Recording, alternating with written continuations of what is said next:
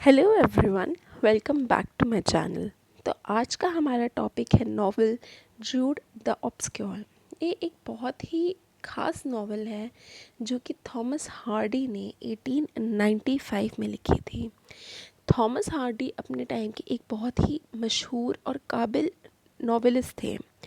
ये समाज में फैली हुई सामाजिक बुराइयों के बारे में बताते थे।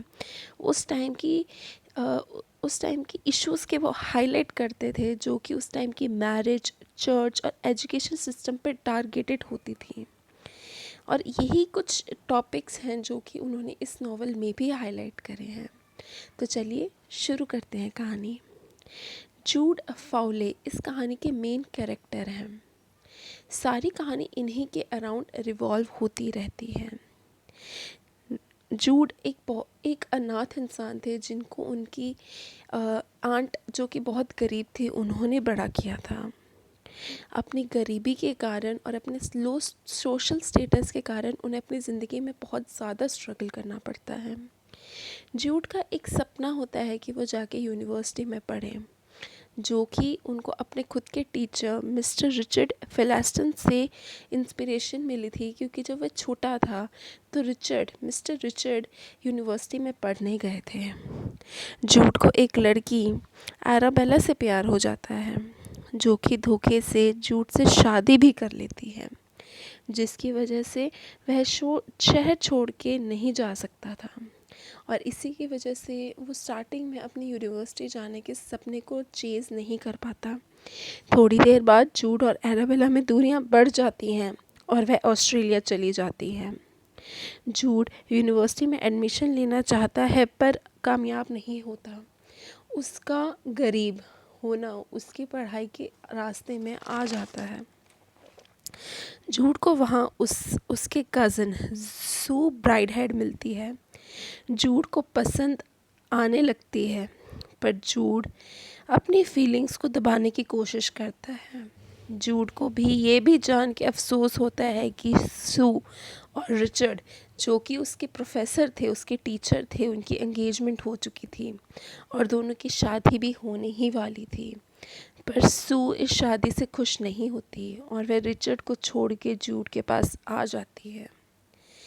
जूड एराबेला से और सू रिचर्ड से तलाक ले लेती है।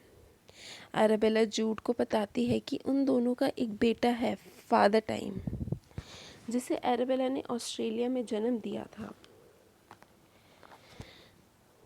और एराबेला उसे जूड को दे देती है। जूड और सू दोनों उस बच्चे को अपना लेते हैं। फादर टाइम एक बहुत ही उदास बच्चा था। जूड और सू के 2 और बच्चे होते हैं, पर ये बात याद रखनी चाहिए कि दोनों ने शादी नहीं की थी, क्योंकि सू शादी में बिलीव नहीं करती थी। वह भगवान में भरोसा नहीं रखती थी। दोनों को कोई भी रखने के लिए तैयार नहीं होता था, क्योंकि दोनों की शादी नहीं हुई थी। दोनों बहुत ही दुखी होते हैं। ना उनके पास रहने के लिए जगह होती है, ना कमाने के लिए कोई काम। जब सू और जूड सुबह उठते हैं तो देखते हैं फादर टाइम ने दोनों बच्चों को फांसी लगा दी थी और खुद भी मर गया था। फादर टाइम को ऐसा लगता था कि उन तीनों की वजह से इन लोगों की ज़िंदगी में बहुत ज़्यादा तकलीफ़ें हैं, और उसे लगा कि अगर वो मर जाएंगे तो उनकी ज़िंदगी शायद बेहतर हो जाएगी।